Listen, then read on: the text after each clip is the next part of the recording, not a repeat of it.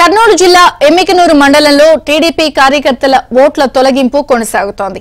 వనబాసి గ్రామంలో 174వ booth voter జాబితాలో నుంచి తన పేరును అధికారులు కక్షపూరితంగా తొలగించారని టీడీపీ నాయకుడు వీరనాగప్ప ఆరోపించారు.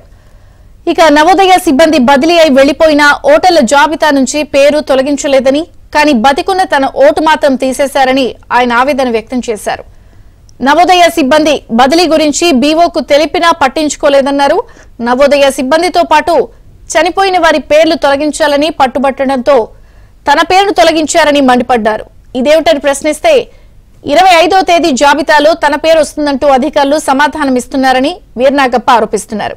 దీనిపై అధికారులు స్పందించాలని ఆయన డిమాండ్ చేస్తున్నారు. వీరనాగప్ప నేను అక్కడ 174 బూత్లో ఓటు హక్కు వినియోగించుకొని ఎప్పటికక్కడే వేస్తున్నాను.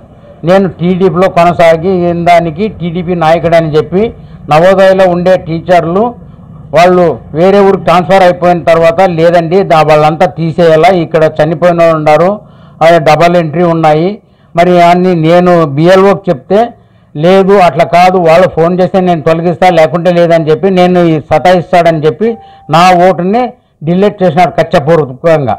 నేను అడిగితే 25వ తారీఖు వస్తుంది, ఏమి ఇబ్బంది లేదు నీకు అట్లా